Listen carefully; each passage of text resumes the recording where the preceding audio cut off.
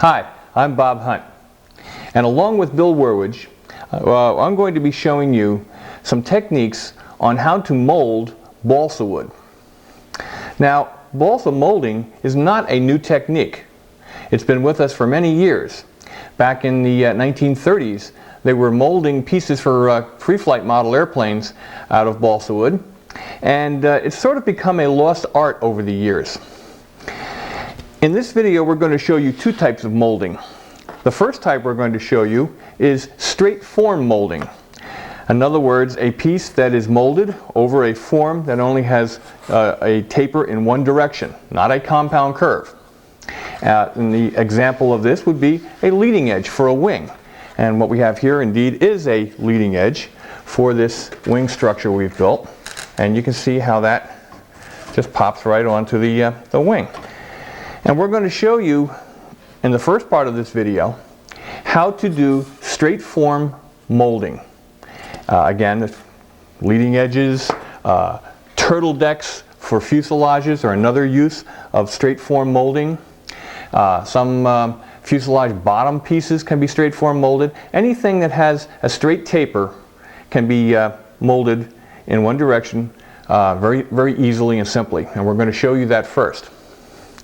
In the second part of this video, we're going to be joined by 5-time national control line aerobatic champion and 2-time world champion Bill Werwage, and he's going to show us techniques on how to compound curve mold, how to make top blocks for scale type airplanes and bottom blocks and various components, and cowls and scoops and so forth, that require a compound curve. And before we go any further and get started in our straight form molding, I'd like to take just a moment and show you some of the uses of molding in one of Bill Werwage's airplanes. We're going to use one of his P-47s, the control line stunt P-47s he's been flying for the last few years. We're going to take one of those as an example and discuss some of the uses for compound curve and straight form molded balsa parts. So let's take a look at Bill's airplane now.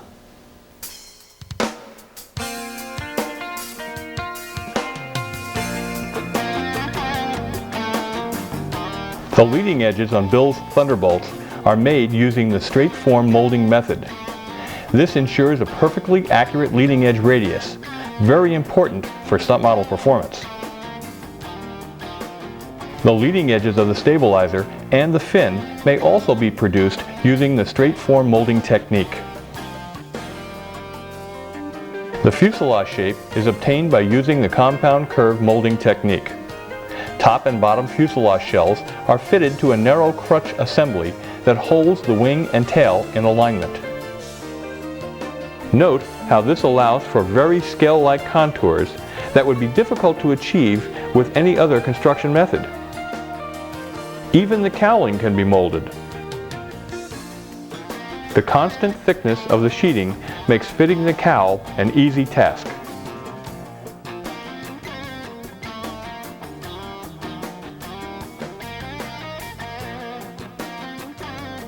The aft fuselage bottom shell covers the tune pipe in Bill's model. The constant thickness of the sheeting gives a very consistent wall, which gives the model a professional look. Even the small details like this turbocharger outlet can be easily molded. The molded shells yield a smooth, flowing contour to the entire fuselage, and they are easily reproduced should you want to build many of the same design model.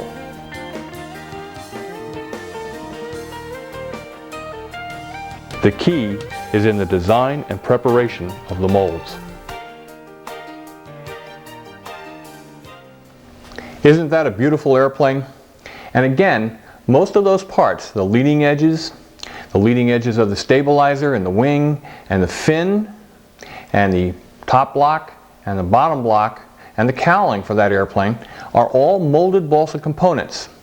Very thin structure, very light, very repeatable once you have the molds made, as we'll see. The simplest type, again, is straight form molding. Straight taper, such as this leading edge I'm holding here, and this is a styrofoam or expanded polystyrene foam form for molding a piece of balsa wood over. In balsa molding, the actual balsa wood grain structure is very, very important. You need to have long, straight grain, or A-grain type balsa wood, in order to get an accurate and uniform molding job. You can't mold C-grain type balsa wood. It resists bending. It may be possible to bend it to a degree, but it will probably crack if you try to mold it in some of the tight radiuses that we're going to attempt. So what we're going to do now is we're going to show you how to make an actual form, and then we're going to show you how to fabricate and figure out the size of the piece of balsa wood you want to mold onto that form, and then how to actually mold it. We're going to be using hot water with ammonia mix to make the wood more pliable, and we're going to wrap that wood around this form with an ace bandage. And there's a lot of tips and techniques and tricks we're going to be showing along the way, but basically it's really not a difficult procedure. It's just wetting a piece of straight grain balsa wood and wrapping it around a form and letting it dry. But again, there are a lot of little tricks we're going to show that'll make it easier, and you're going to see some neat things. The type of wing structure we're using here to demonstrate this straight form molding is a lost foam version of Bill Werwage's Aries, and it's a C-tube version of that. The original was an I-beam wing version. We chose to make a C-tube version because it's a good wing, and we wanted to make one and see what it would fly like with a fully sheeted leading edge. And we built this in my lost foam procedure, my lost foam system of building, whereby we cut a core up at desired rib stations and then generate ribs from those stations, and then build the wing in the lower cradle half from which the core was cut. Because the lower cradles, or both of the cradles, the top and bottom cradles, are just as accurate a negative representation of the wing shape as the core is a positive representation. So we can, again, generate our ribs by cutting the core up at each rib station and using those as templates. And then when we generate the ribs, we can in turn build the wing in the form-fitting lower cradle halves. Now, you don't have to have a lost foam wing in order to do molding or to utilize molded pieces. It just so happens we think this offers a lot of advantages, as you'll see as we go along. So let's get to it. We're going to first generate a form, and then we're going to show you how to mold balsa wood over it. Let's get to it. The spar position must be marked onto the surface and sides of the top cradle halves in ballpoint pen.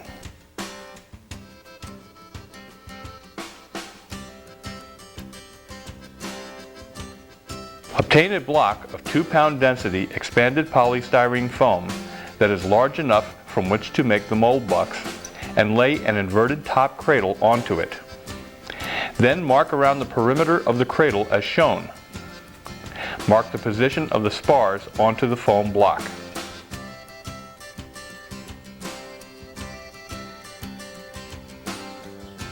Extend the outline past the spar location at both the root and tip, and then measure from the spar line aft 3/4 of an inch and make a mark.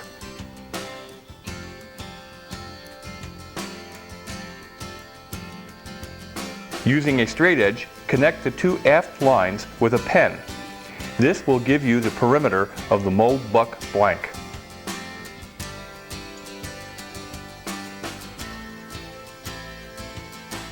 Label the buck blank as desired.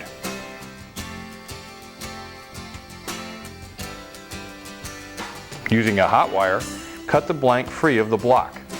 I have a special cutting bench set up for this purpose, but pin-on squaring templates would work just as well.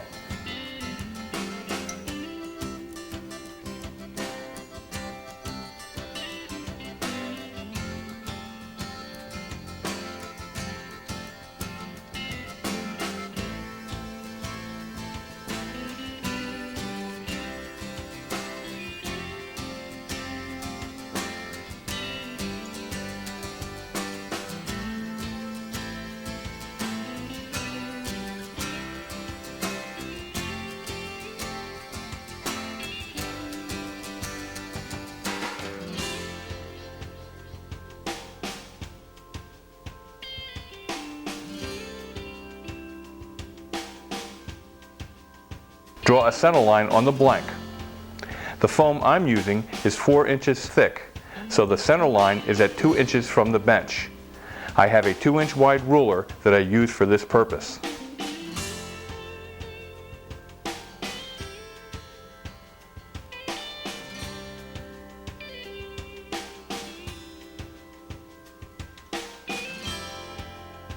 The templates I use for foam wing cutting are made from 1/16 inch plywood.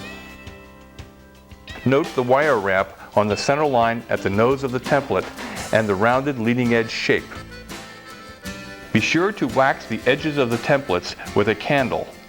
This will lubricate the edges when the hot wire is run along them and prevent burning.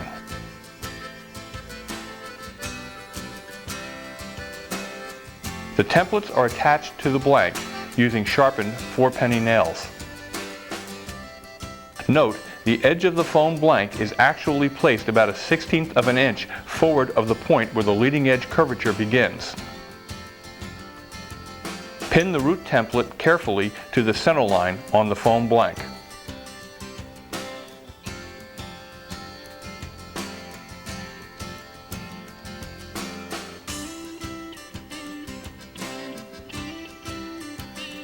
Here's a good look at the position of the template on the foam relative to the leading edge curvature.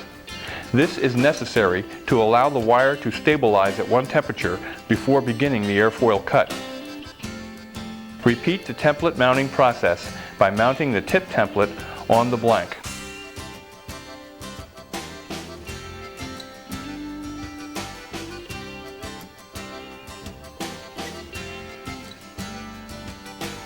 Weight down the blank under your cutting bow. Use wooden dowel finger grips to allow accurate guiding of the wire. Sit the wire on the entrance ramps and begin cutting. Be careful to keep the wire on the templates and keep it moving at the same rate at both ends.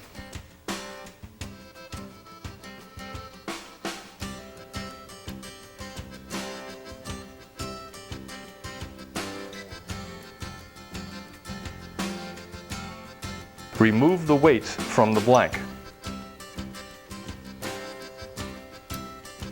Here's how the first cut should look. Mark the position of the rear of the spar onto the surface of the buck section as shown. Do this at both ends of the buck.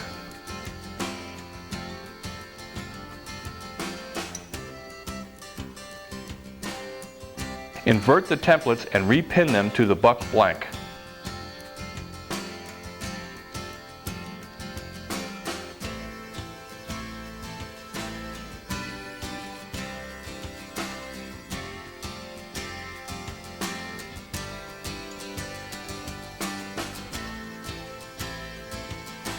Now reweight the blank.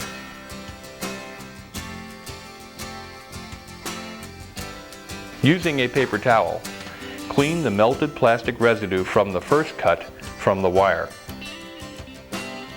Now cut the bottom airfoil curvature and mark the aft spar location.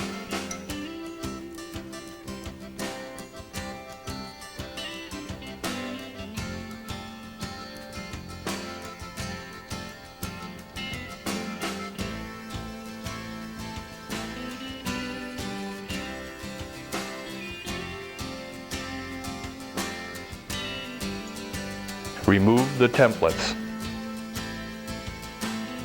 The leading edge will probably have some plastic flash attached, and this must be sanded off using either a sanding block or a permagrit sander.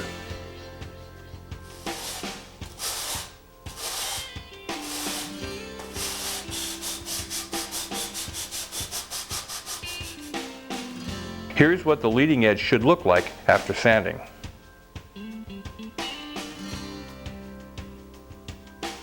Using a sanding block fitted with 220 grit paper, sand the surface of the buck until it's smooth.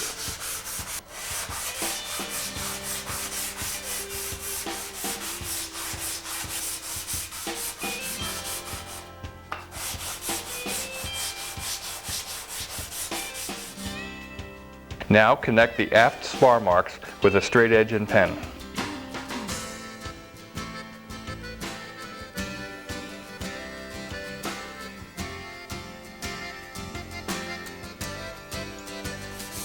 sand the other side of the buck, and mark the spar location.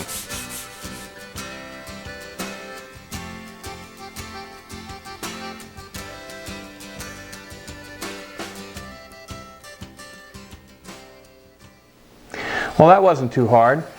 Here's our finished mold buck for a straight form molded piece, and it's tapered.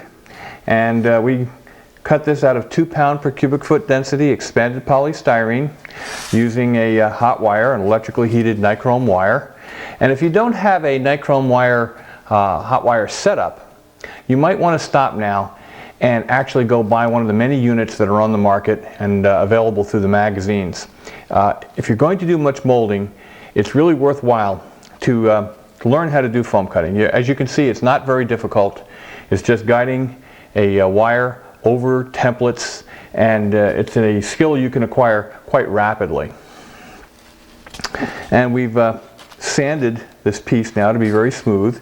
And of course, as we showed in the time-lapse section, the templates are made out of plywood, and we waxed them, and they have the curvature of the leading edge right to the center line, and then a little ramp going forward so the wire has some place to sit and heat before it goes into the foam.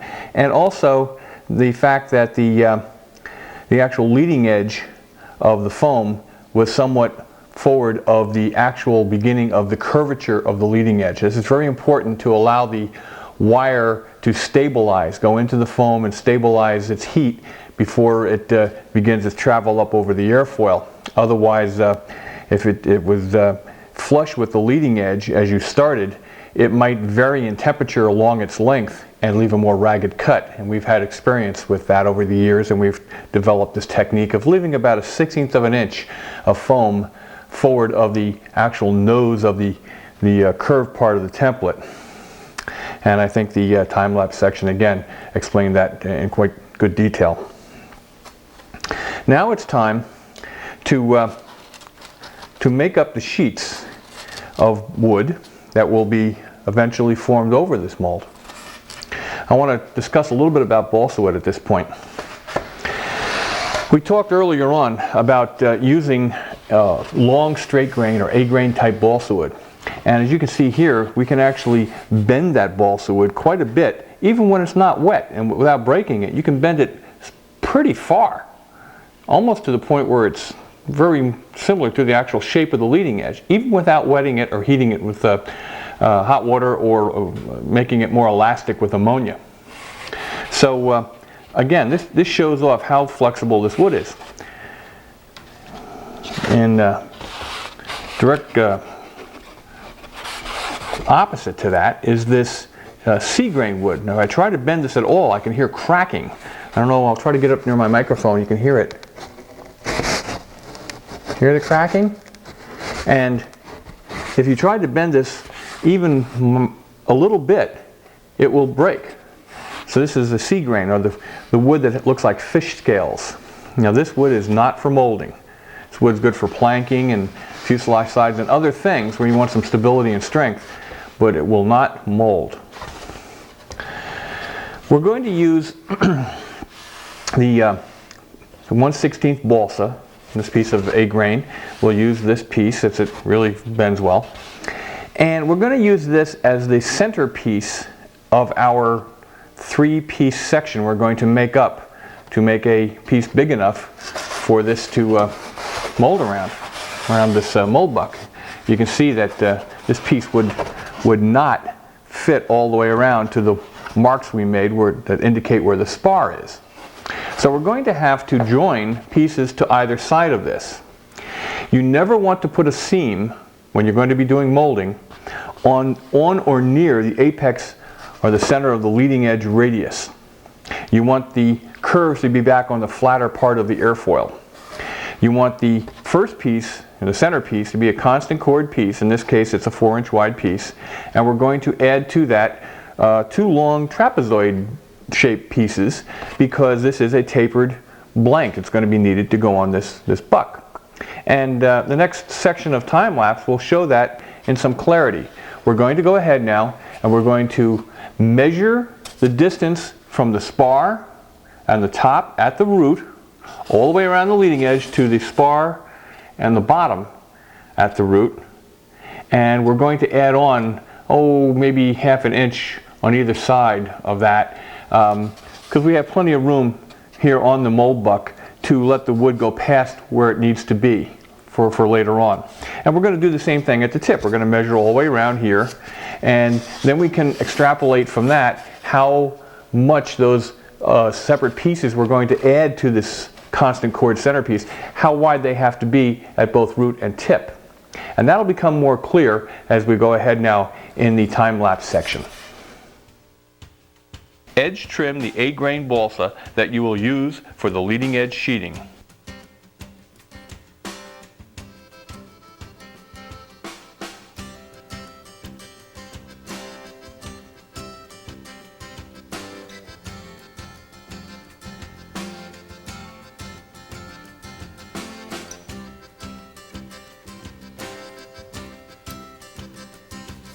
Edge sand the trim sheets using the Permagrit sanding bar.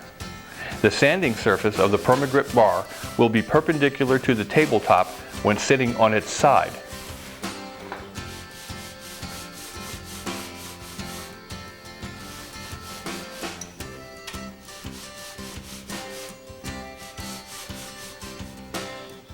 Using a dressmaker's rule, measure from 3/8 inch behind the spar mark on the top surface of the buck to 3/8 inch behind the spar mark on the bottom surface and record this dimension. Repeat this procedure at the tip.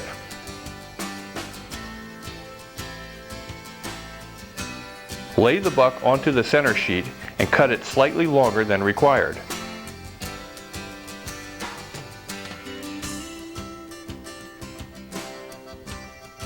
Measure and mark the center of this piece at either end.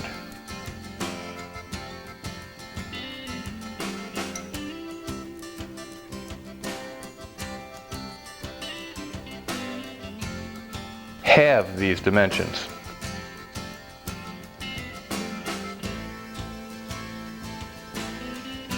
Lay a sheet of wood next to the centerpiece and mark the halved dimensions out from the center.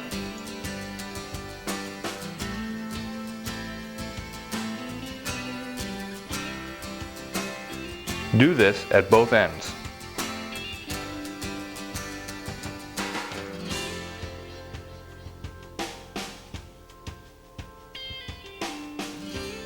Using the straight edge, cut this piece out, and then repeat the entire procedure to mark and cut a second identical piece.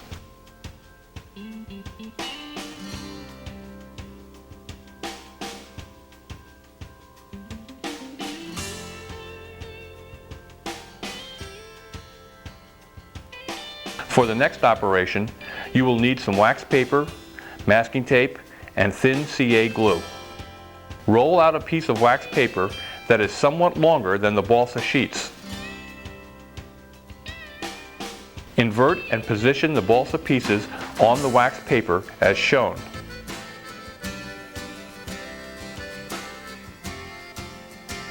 Roll out a 10-inch long piece of masking tape and wrap it around your first two fingers.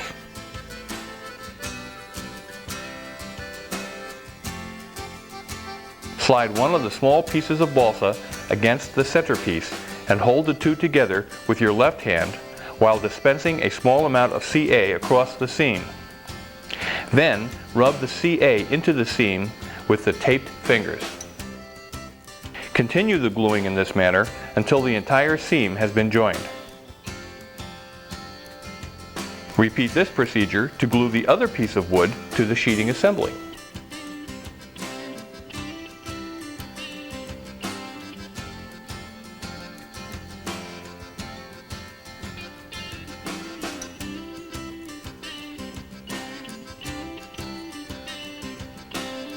For the next operation, you will need the mold buck and a 3-inch wide ace bandage.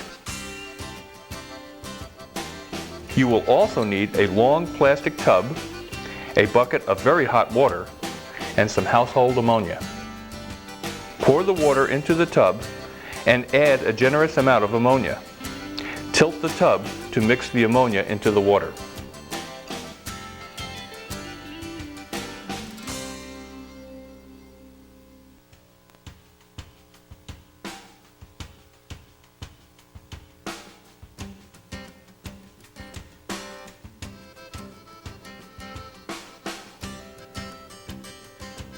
Immerse the wood in the hot ammonia water and let it soak for about 15 minutes.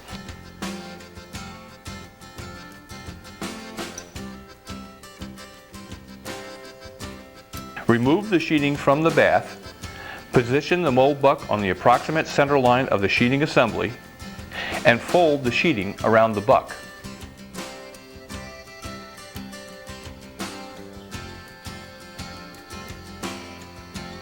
Here, Bill Werwage is helping me to wrap the ace bandage around the sheeting. Be sure to keep it centered on the buck and wrap it very tightly.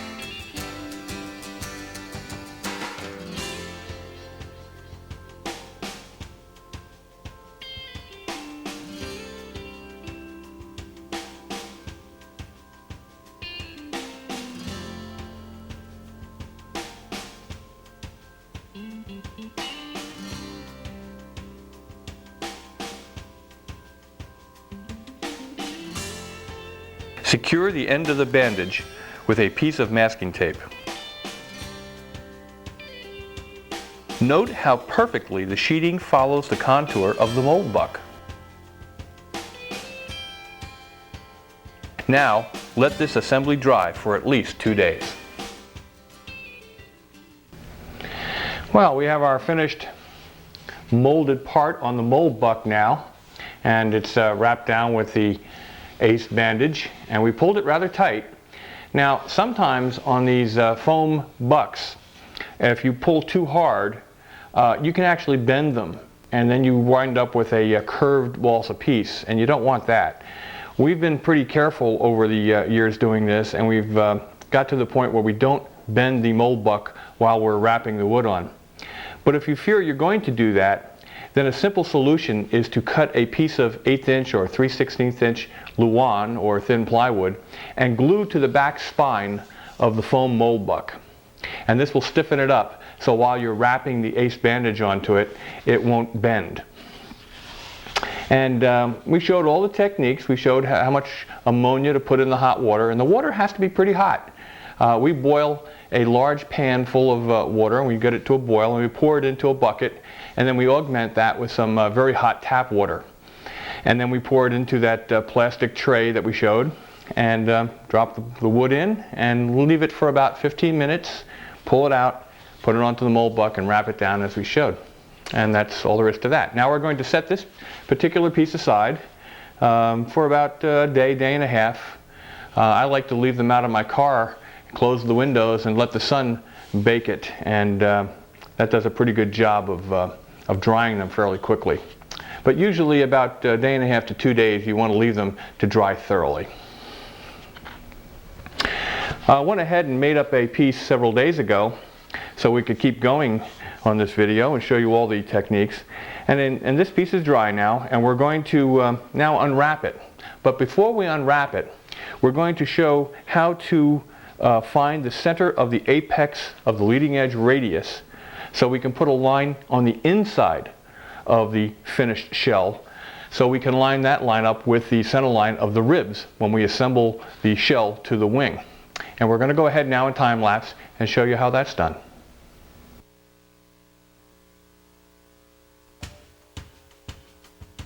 Stick a straight pin through the leading edge sheeting at the root directly in line with the center line on the mold buck. Repeat this process at the tip. Position a straight edge against the pins and use another pin to punch holes every 3 or 4 inches along the entire length of the straight edge.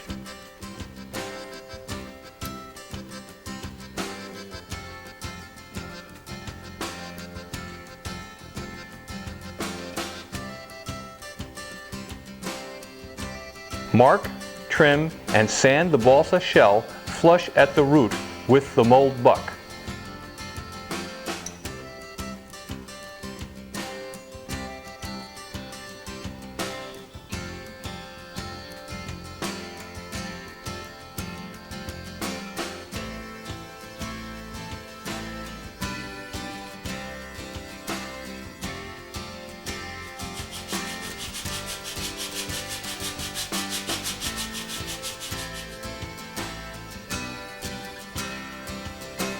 Untape and unwrap the ace bandage.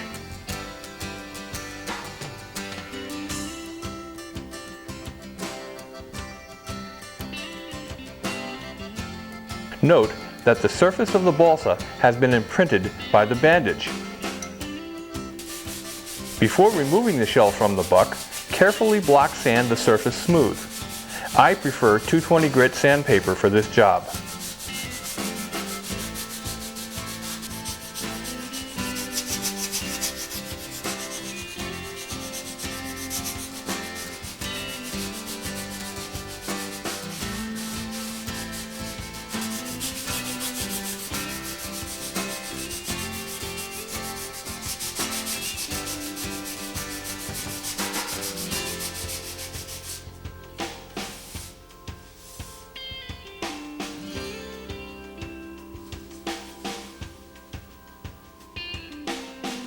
Remove the shell from the buck.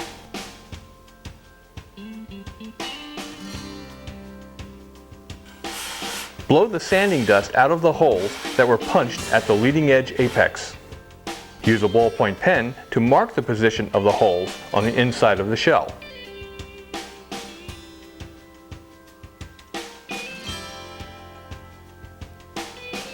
Use a rigid straight edge and pen to connect the holes and achieve a straight line on the inside of the leading edge.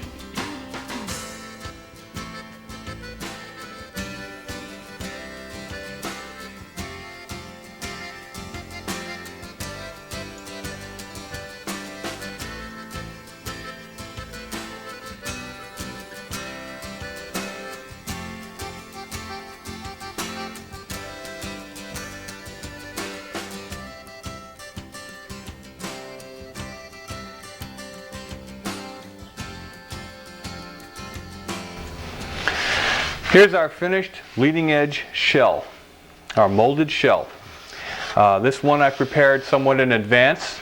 The one we molded is still on the mold buck, it's drying, and the one we sanded is for another wing. But this particular one was for this C-tube version of Bill Werwage's Aries wing that we're building. And it too has had the center line drawn down the center of the apex of the leading edge radius on the inside of the wing, so that we can in turn put it onto the wing framework and line it up with the center lines on each of the ribs, ensuring a very accurate leading edge all the way along, no twists or warps. As we're going to do this, we're going to support the lower part of the shell in the lower cradle halves in our lost foam wing section here, our wing set. But for the top, we're going to support the top of the shell while it's drying using the mold buck's cradle top half. This is the top of the mold buck cradle that we cut earlier in the video. And this will allow us access to the internal part of the leading edge, inside the leading edge, so we can glue the wing ribs to the sheeting while everything is weighted and indicated flat on our bench. This is going to become more clear as we go along now and install this leading edge shell onto this wing framework. Note the center lines on the ribs. Measure and mark the center line of the wing on the top and bottom spars. For the next step, you will need a bottle of gap-filling CA glue. Position the leading edge shell on the wing frame and align its root with the wing's center line.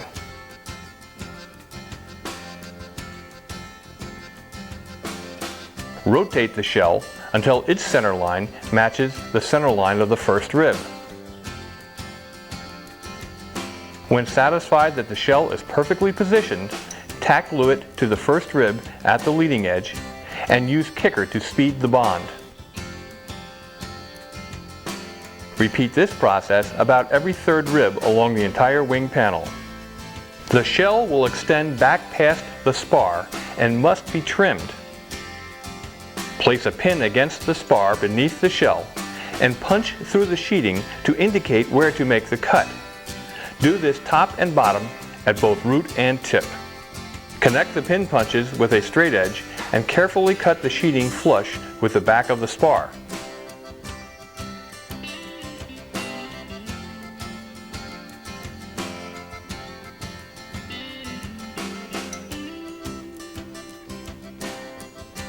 Turn the wing over and repeat this process on the bottom of the wing. For the next step, you will need some water, Q-tips, a small glue bottle, and some aliphatic wood glue. Invert the wing in the cradle and using a Q-tip dipped in water, wet the sheeting above the spar and also the bottom surface of the spar as shown. Turn the wing over and repeat this process on the top.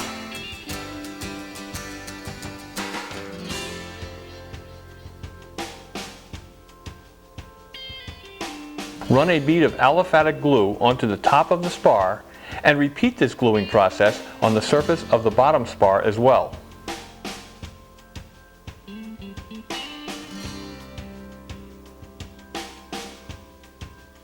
Position the wing carefully in the lower cradle and put the mold buck's top cradle in place on the sheeting.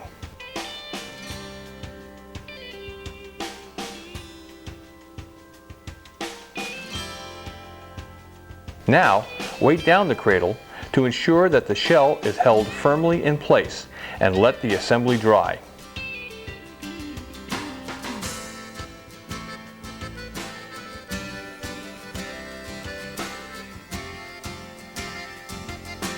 Put a 2.5 to 3 inch long Teflon tube in the CA bottle and use this to go between the C-tube spars and glue the ribs to the shell.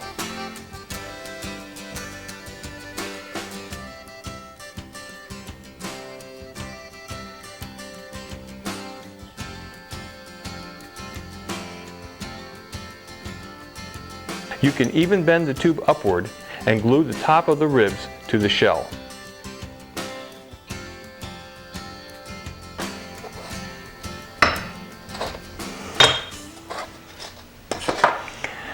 Wow, there's our finished wing panel with the leading edge cover installed. And as you can see from the last thing we did in time lapse, we were using this long Teflon tube on our bottle of Flash CA to go up through the C-tube spars and glue the ribs to the shell while the wing was indicated flat and accurate on the table. You can do almost all of the seams and all the ribs that way, but it helps to take the wing up in your hand and do the detail gluing in areas where you couldn't get to easily by looking through the back of the spar. Now you can rotate the wing around a little bit and finish detail gluing the ribs to the shell. And you should take your time and do that thoroughly. This is very accurate, it's very light, it's repeatable from wing to wing, and this is really all there is to straight form balsa molding. You can do leading edges, and you can do the top blocks, turtle decks of fuselages, leading edges of stabilizers and fins, and anything that has a straight taper. And that really covers this subject. Now let's move on and go visit with Bill Werwage as he discusses compound curve balsa molding. There's a lot more to that.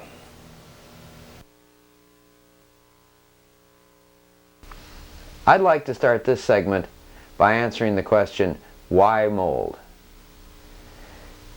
There are many methods to build these models, some of which you've undoubtedly tried. The method I've chosen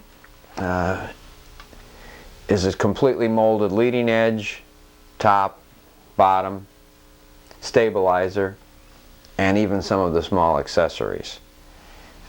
These lend themselves to a very light, rigid aircraft, not found in what I would call composite methods of constructing, where you bend sheeting, a very poor method, join barrel staking, various sundry places where small blocks are inserted. If you've built any kits over the years, you've probably realized that it takes quite a while to do all that. With the methods of molding we have now, with the current crop of more rigid styrofoams, and the methods I'll show you of making templates, we can make these actually in far less time than we would should we piece all these things together. The beauty is we can repeat this. This is the 4th Thunderbolt I have. I probably never would have gone through all this had I have had to cobble all these other parts together, and they certainly would not be interchangeable. This is number 2. Number 2 and number 3 cowl will even interchange. This was not done with that in mind. It's just only to show you the accuracy with which the molding is done. This has a molded leading edge. This airplane has over 1,000 flights on it. Normally some wear would begin to show where joints were made. If you've ever, which you probably have, sheeted a leading edge of a wing, you certainly know of all the pitfalls of pins, the loss of integrity of airfoil, which we now regard as a major infraction in making a good flying aircraft. Along with alignment, this is one of the major things that keeps an airplane from flying good, is the loss of integrity of the first third of the wing. A molded leading edge is second to none in accuracy. Now that you've seen basic molding, let's move on to compound curves. What you see before me is a drawing of an F-8F Bearcat fuselage. On this, we have the former stations.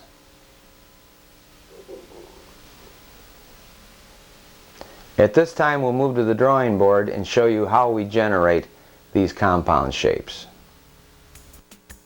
The first step in this process is to generate a drawing of the design we want to build.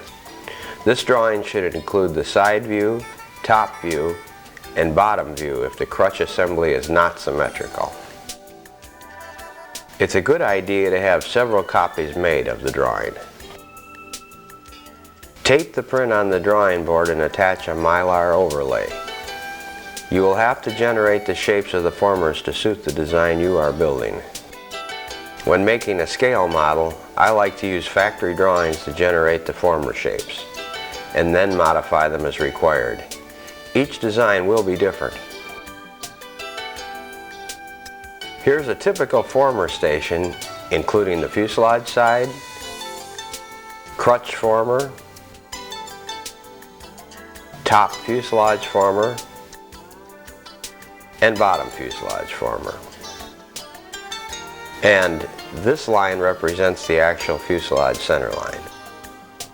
Some designs, like this Bearcat, will require some tapered formers.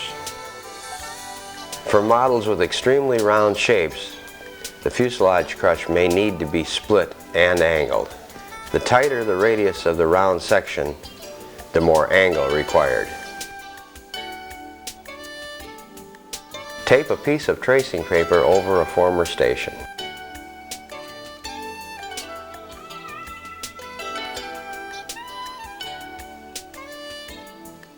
Trace the center line.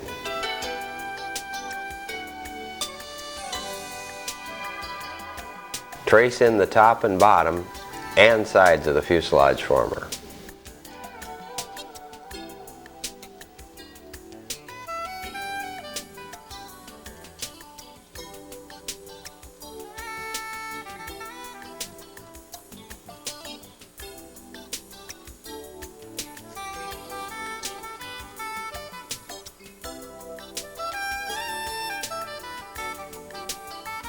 Using a French curve, trace in the shapes of the top and bottom fuselage formers.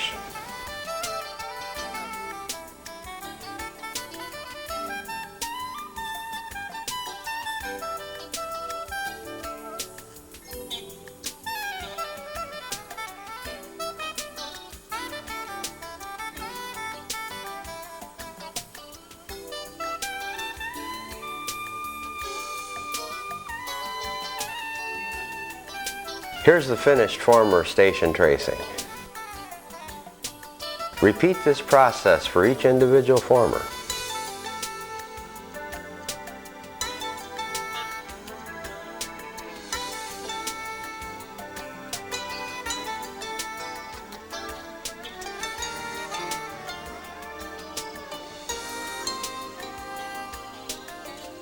Place a rigid straight edge on the center line of the former drawing and fold.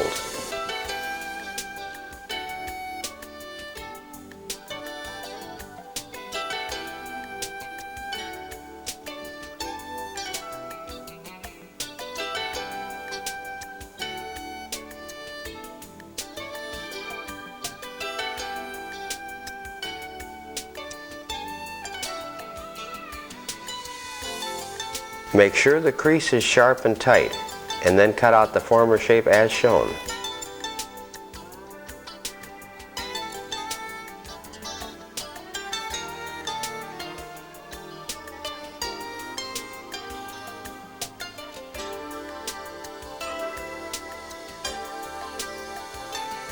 Use a sharp knife to cut the straight areas.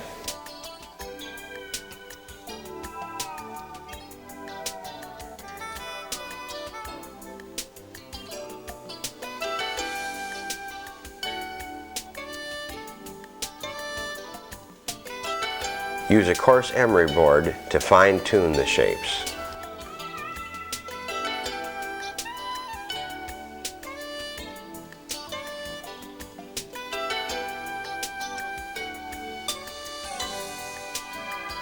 You will need some poster board and a can of 3M77 spray adhesive for the next step. Lightly coat the surface of the poster board with spray cement. Lay one of the former tracings onto the poster board and remove the wrinkles using a popsicle stick.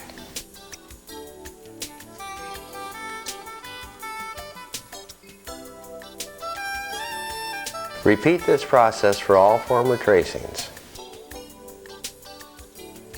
Extend the former lines as shown. Do this on all former tracings.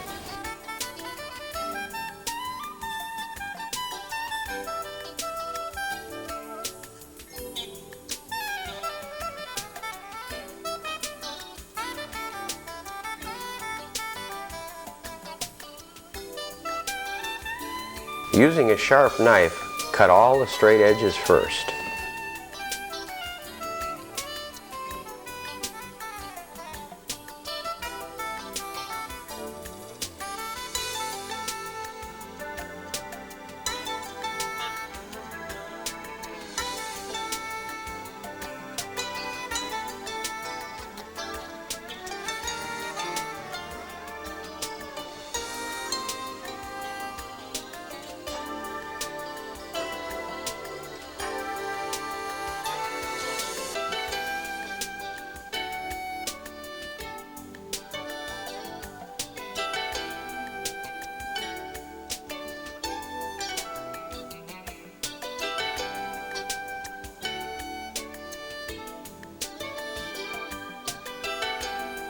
Now very carefully cut around the curved portions of the tracings.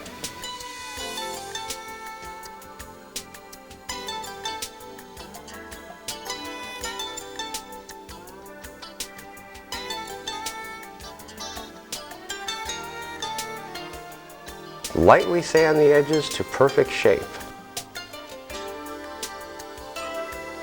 Here are the completed former templates. Trace the engine bearing formers onto light ply.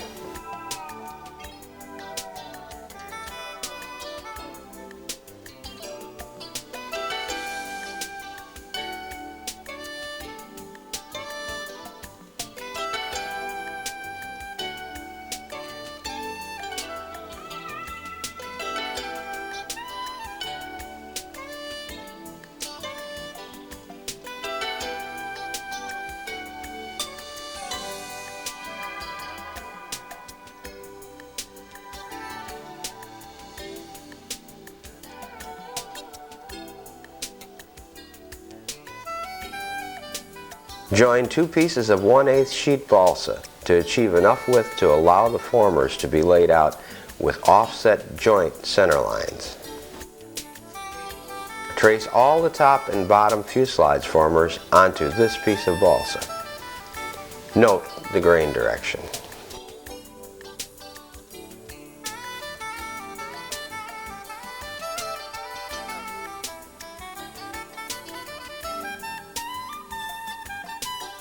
Trace the balsa crutch formers onto a sheet as shown.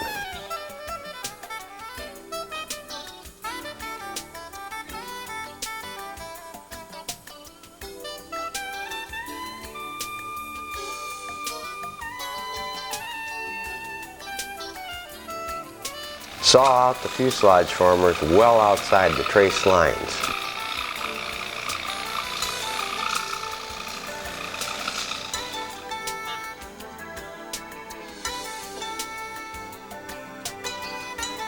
Saw out the light ply formers.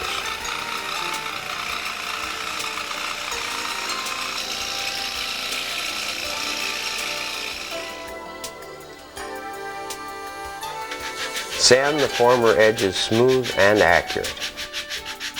Here are the motor mounts and light ply nose formers for the Bearcat.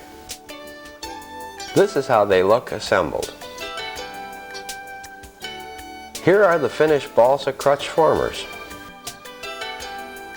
The fuselage formers will be tack glued to another piece of balsa in order to duplicate them as a set of mold formers.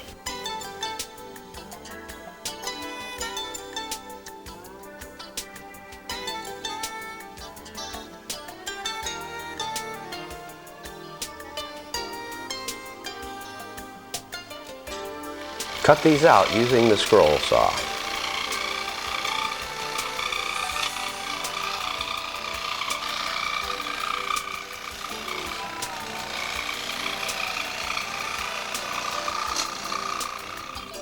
Now sand the tack glued assembly carefully to final shape.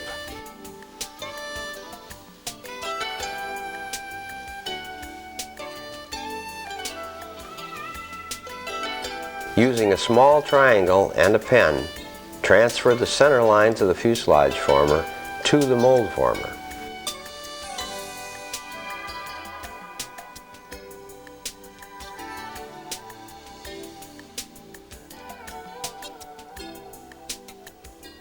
Here are the finished fuselage formers with mold formers still attached to the top and bottom sections. Label the mold formers and then carefully separate them from the fuselage formers.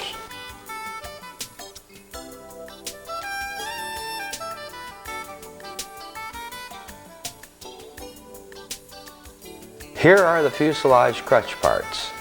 Now assemble the fuselage crutch. We will not cover this in detail as it is not an integral part of the molding process.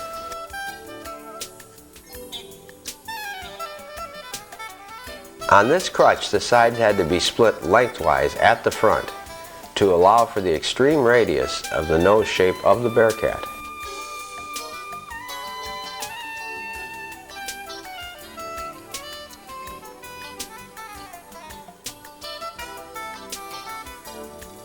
Now the sides can be formed and glued to the angle section of the formers as shown.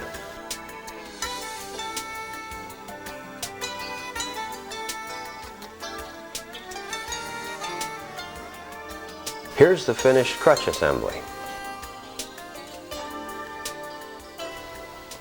Now that we've shown you how to generate the shapes of the formers, make the formers for both the fuselage and the molds, we've gone ahead and assembled the crutch. Now it's time to have some fun and do what we promised. We're actually going to make the mold.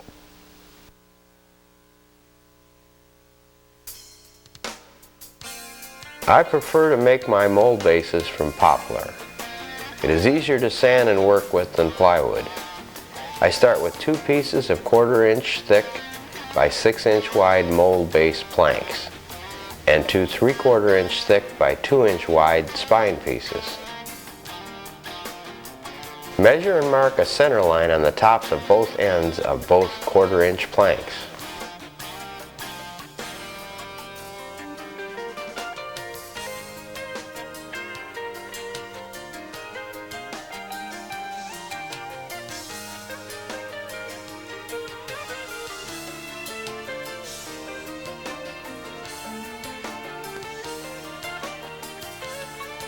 Turn the planks over and measure and mark to center the 3/4 inch spine pieces.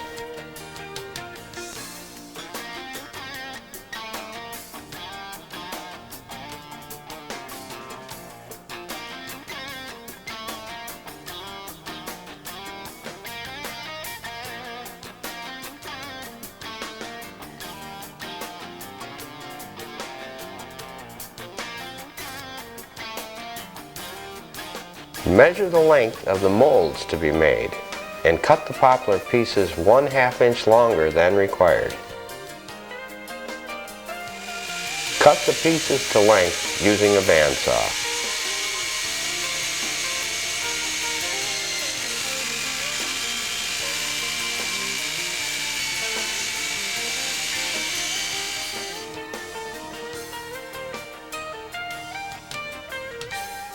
Lay the top mold base plank on the drawing and transfer the locations of the former stations. Be sure to transfer both the front and back lines of each former.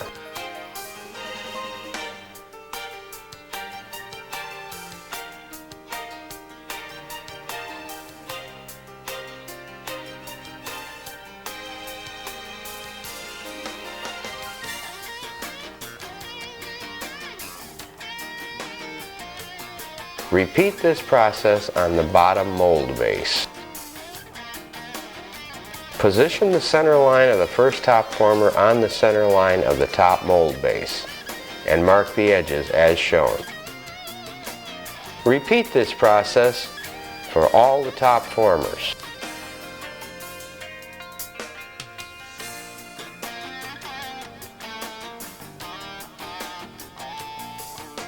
Use a piece of 1/8 by 1/4 inch spruce or basswood to connect the former edge lines.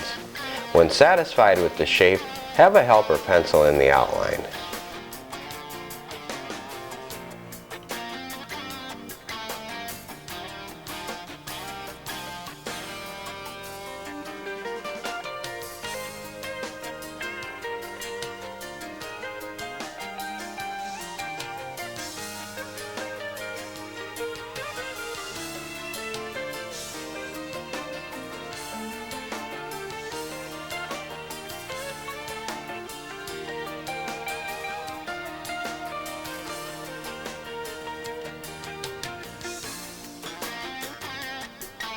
The bottom formers, in this case, join the base at an angle.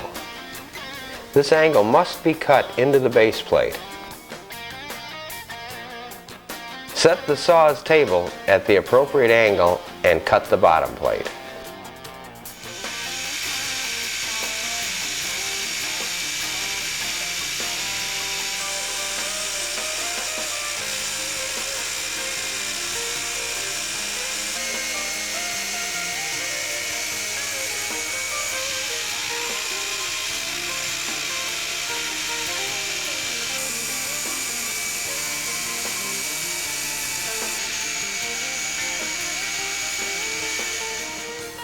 The top formers mount to the plate at a much lower degree angle. Again, set the saw at the appropriate angle and cut out the base plate.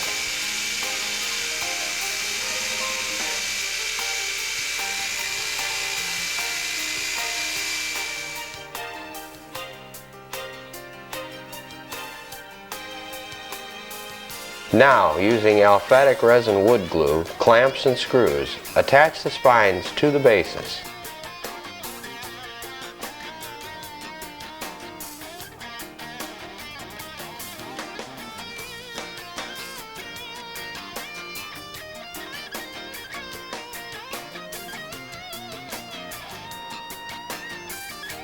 Poplar sometimes will develop a warp.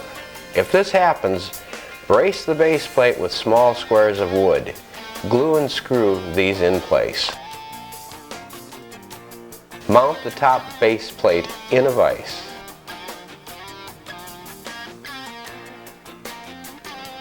Glue the formers in place, being very careful to match the center lines as shown.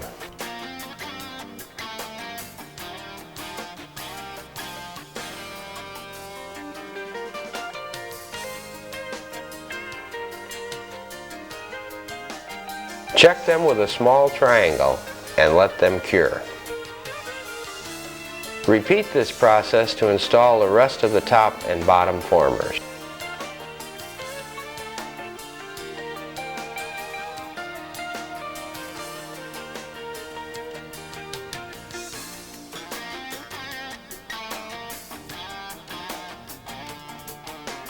Sight over the formers to get the feel of the contours that these stations will yield.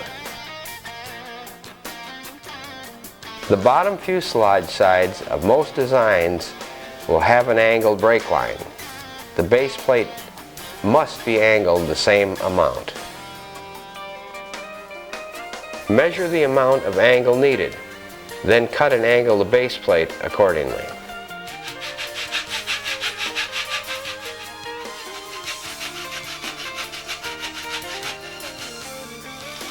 Sand the spine pieces and base plates to allow the appropriate angle.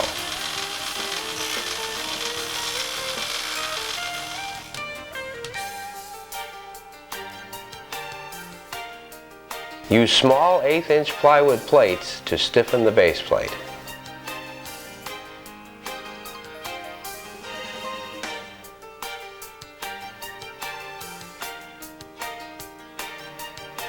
Apply thin CA to the edges of all the formers.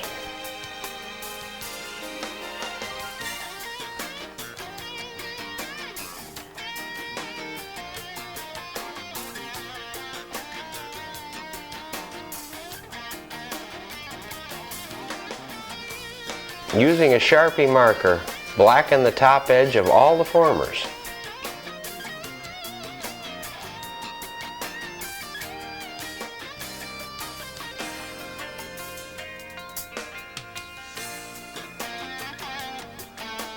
Apply another coat of CA to the former edges.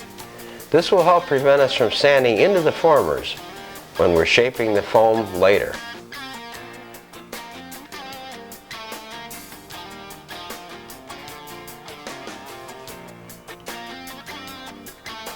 Here's the bottom mold base next to the fuselage crutch. Note how the shapes match. Note that the angle of the bottom of the crutch also matches the mold base. Now that we've completed our mold bases, it's time to move on to cutting and fitting the foam between the formers. I'd like to show you two methods of cutting this foam. I use 2 to 4 pound density foam for the contour pieces.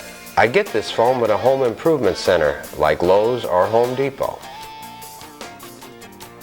Use only expanded polystyrene foam. Other types may give off toxic fumes when hot wire cut. Measure the distance between the first 2 top formers and transfer this dimension to the foam block. Use a square to mark a line across the block.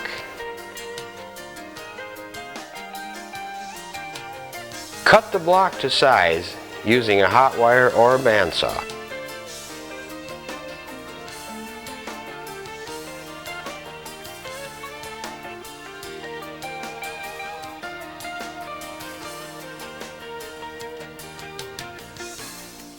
Fit the block between the formers. Mark the shape to be cut from the rear of the second former.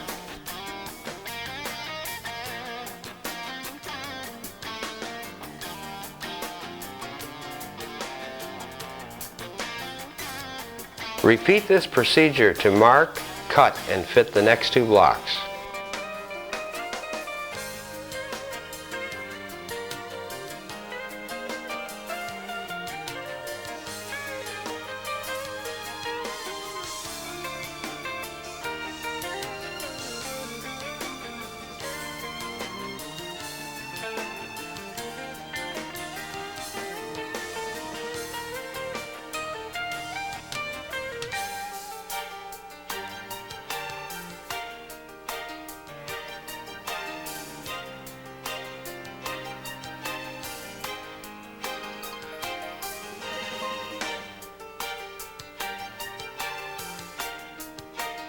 the blocks to the rear of the tallest former must be marked from the front.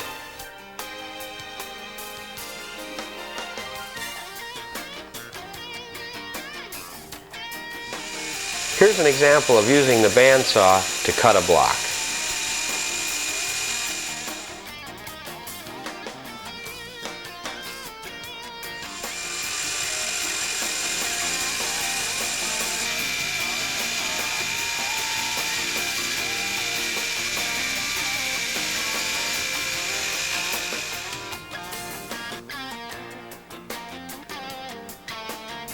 If the blocks are too tall to fit your bandsaw cut depth, continue using the hot wire process.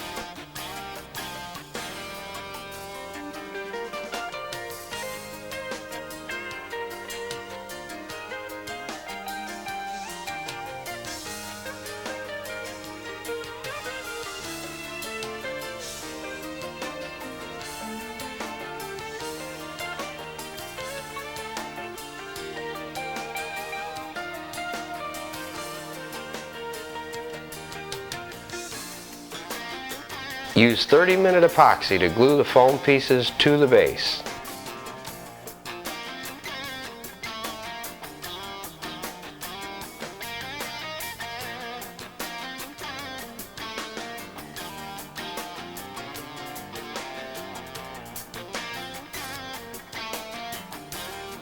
Hold the blocks in place with masking tape until the epoxy cures.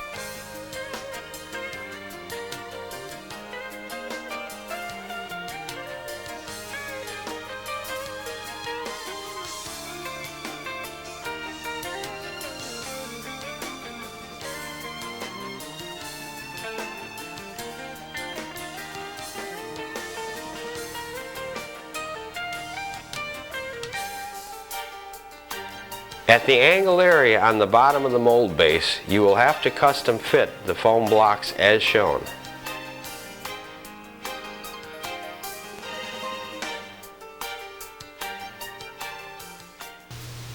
Alright, we've got the foam glued to the base. Your molds are ready to carve. But first, take the time, study your plans. Study all curves. You'll find compound curves, and you'll find some basic straight lining between the stations. Now is the time to get this right. You've taken the time to build this mold this far. You don't want to give it away now to fast carving. Take the time, study it, even if it seems a little bit slow in the carving stage. You'll thank yourself at the end.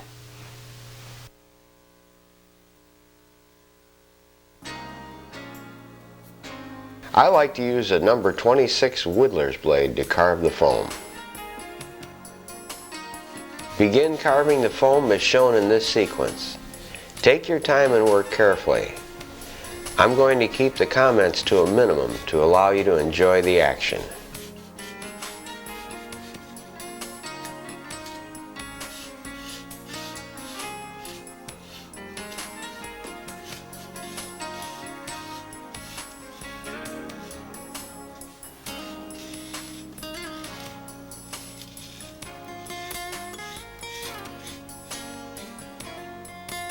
Make up a sanding block with 80 grit sandpaper.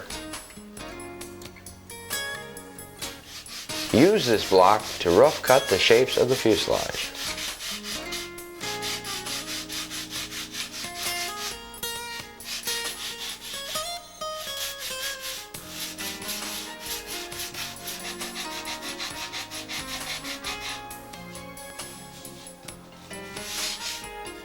You will have to use the knife occasionally to adjust the shapes. Check a drawing of the model often to ensure that the shapes are accurate.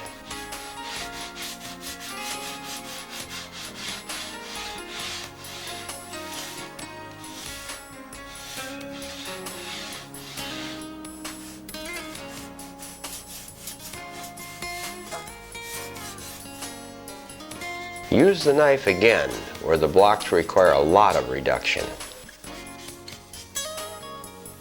While we have some time as you watch this sequence, Bob and I would like to take a moment to publicly thank Al Rabe for pioneering many of the innovative balsa molding techniques. Al's Air Force of near-scale molded stunt designs is legendary.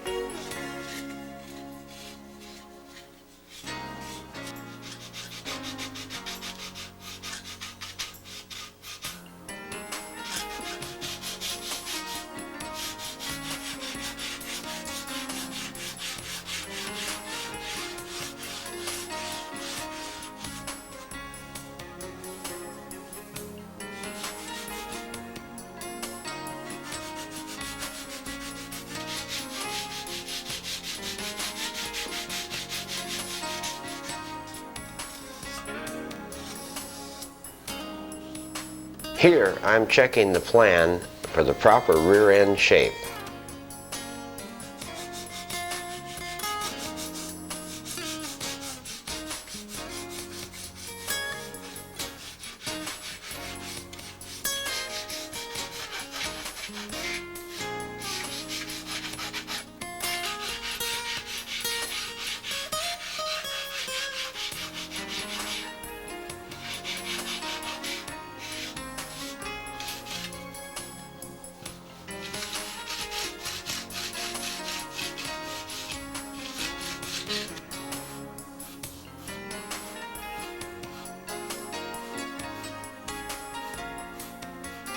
Use an emery board to finalize the shapes.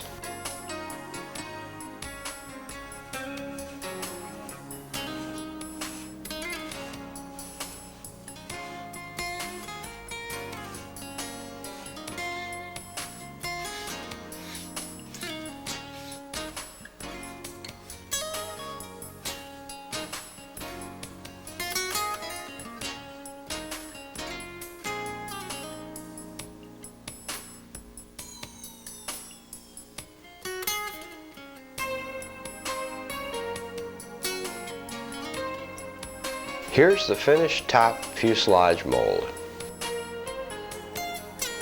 Now carve and sand the bottom fuselage mold in the same manner.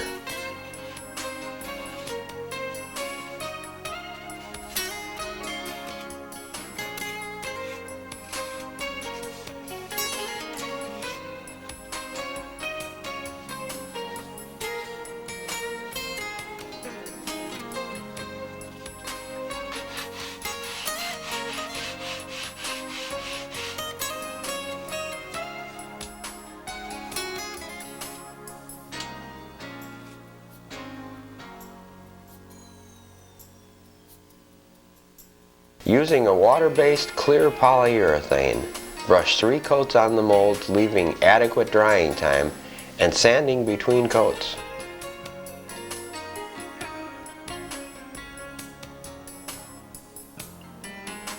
This view is self-explanatory.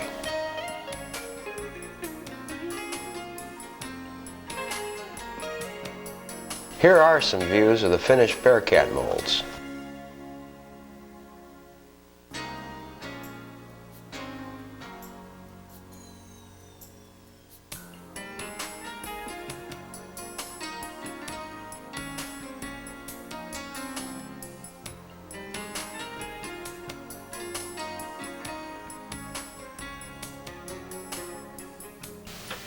Really look good, don't they? The molds are finished and it's time to prepare the sheeting. Because of the shape of the Bearcat, we're going to join the sheeting on this former.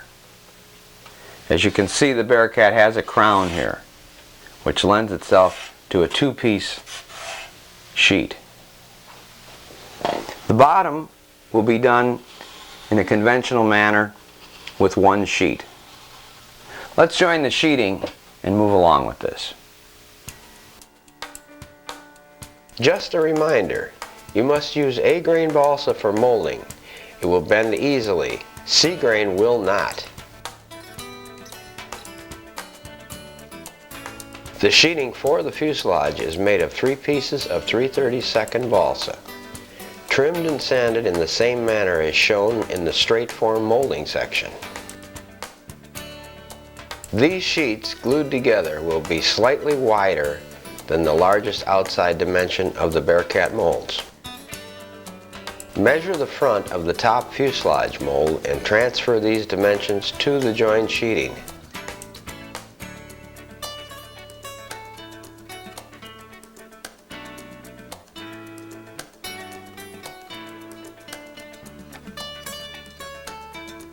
Square and cut the sheeting as shown.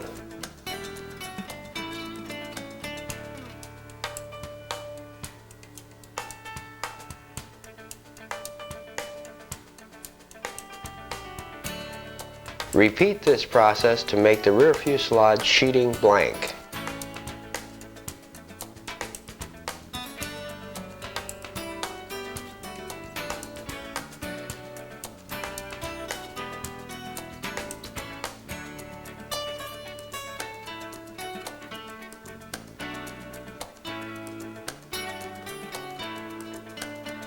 The Bearcat required a tapered rear sheeting piece. The following clips show the steps required to lay it out.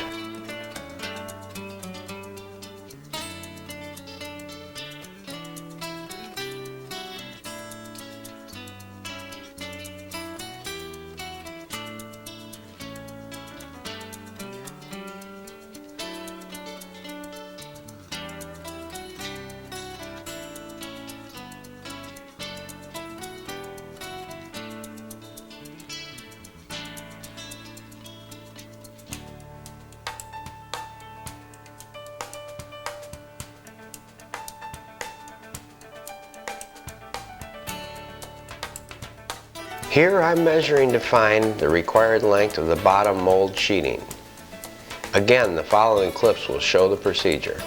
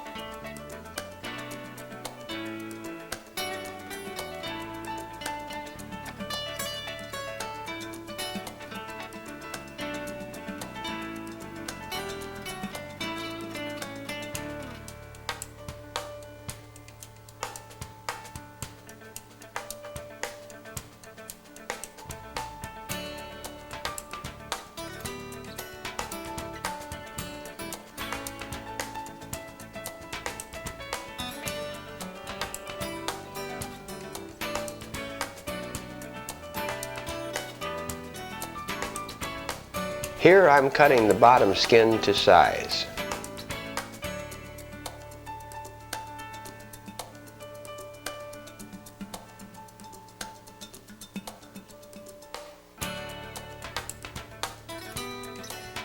For the next steps, we will need a number of Ace 3-inch bandages and a box of thumbtacks. We will also need a bottle of household ammonia. Prepare the hot water and ammonia solution, just as in the straight form molding section. Pour a generous amount of ammonia into the water.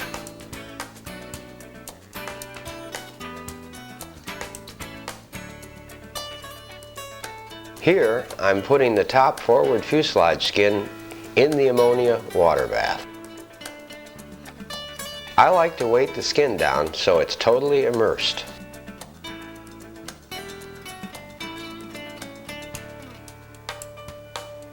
Thumbtack an ace bandage to the bottom of the mold spine.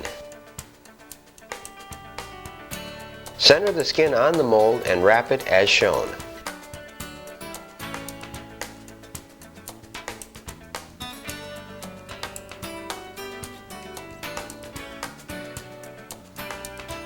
Trim the excess skin material away with a sharp knife.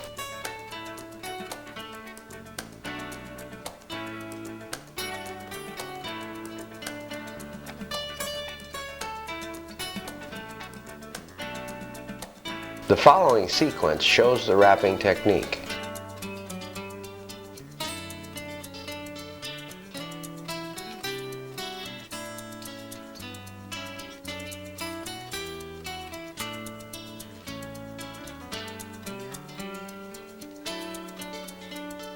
Thumbtack the bandage to the spine when necessary to have your hands free to trim the excess balsa from the skin.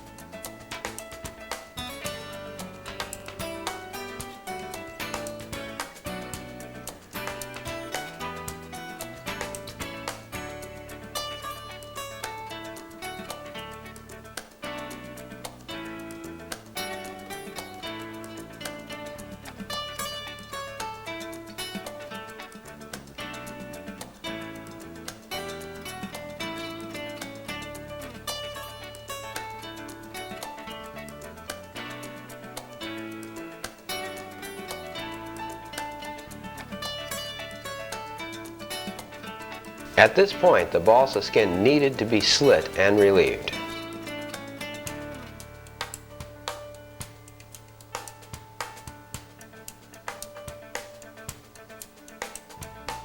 Overlap the skin as shown and cut out the excess wood. Pull the slit together as you continue wrapping.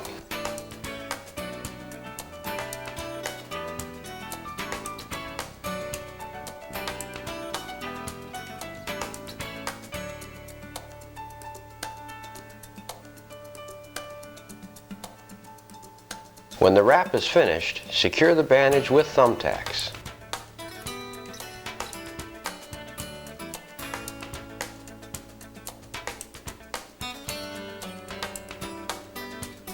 Here's the finished nose section.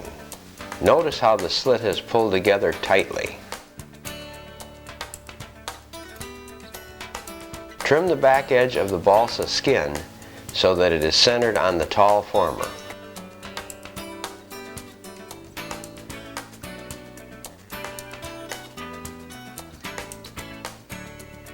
Sand and bevel the edge of the former to accept the rear skin perfectly.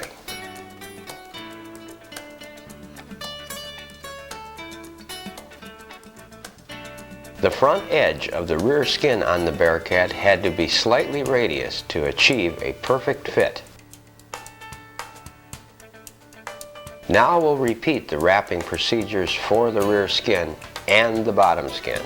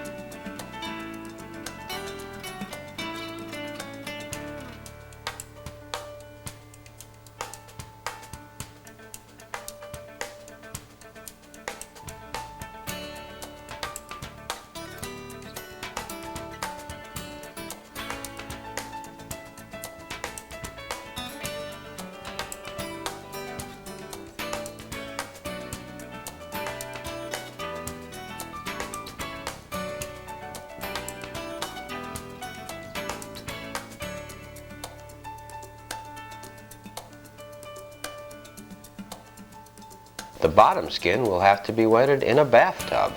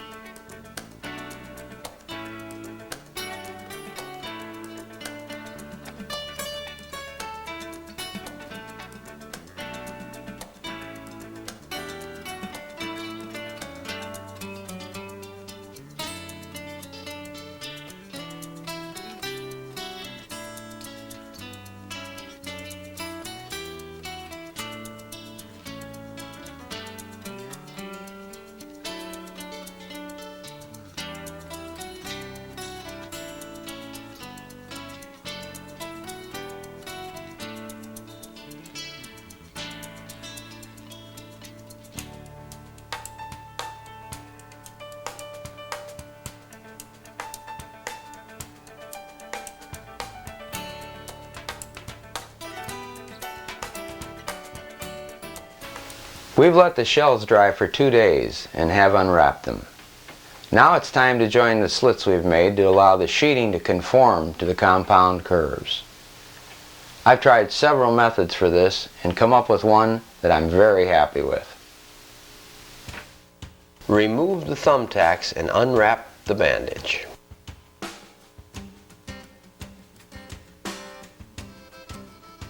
Trim and sand the excess balsa as shown.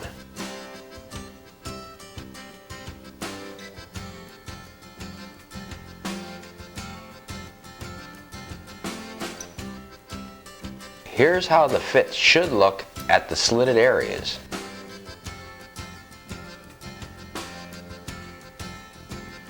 For the next step, you will need some wax paper, a pair of scissors, and a piece of 2/10 ounce carbon veil. Cut a 3/4 inch wide piece of carbon veil and then cut it into strips that will cover the slits.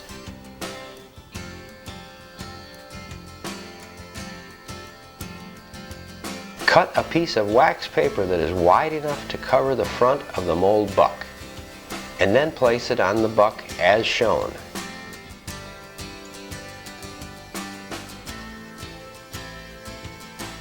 Lay the strips over the slits on the inside of the shell and tack glue them in place with CA on one side only.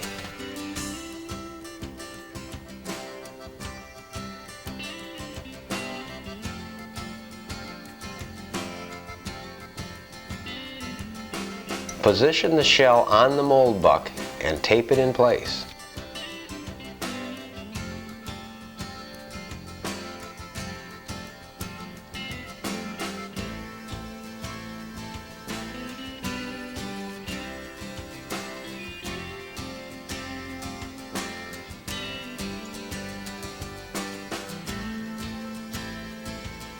Now tape is shown to close the seam.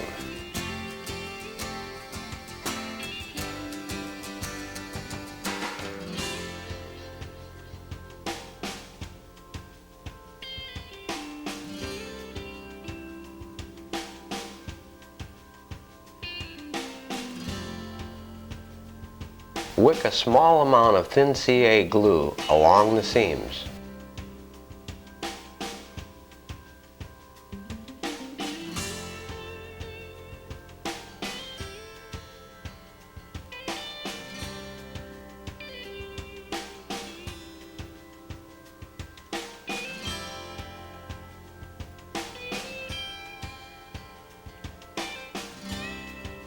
Remove the tape.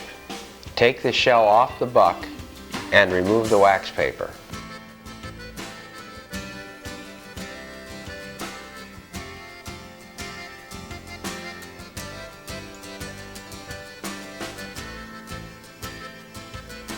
Now wet the carbon veil with thin CA and carefully rub it in with your finger.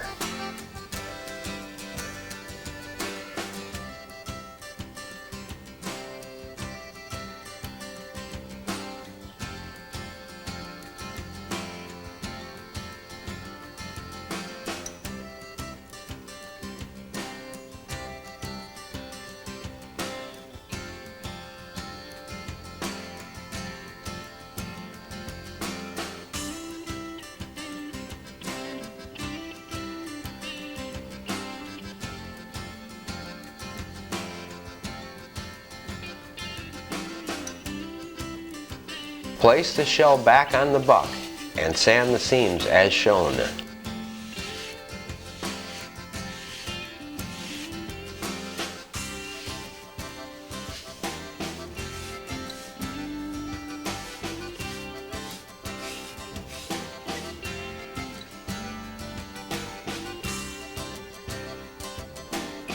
Now lightly sand all the shells with a 220 grit sanding block to remove all the weave marks.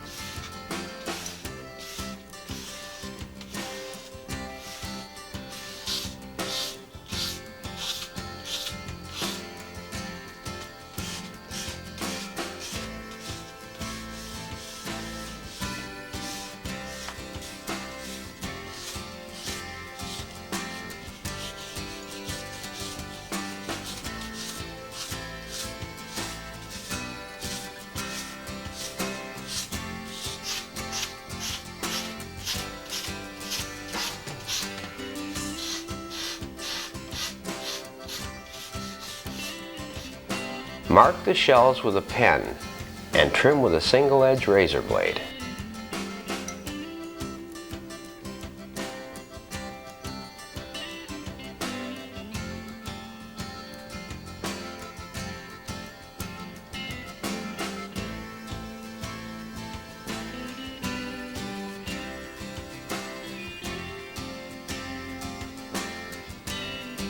The shells have a total finished weight of 2.4 ounces.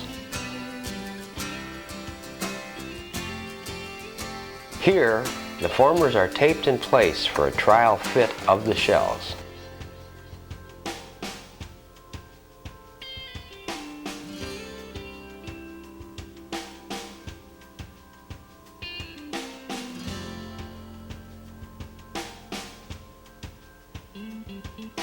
Here's how perfectly the shells fit the formers.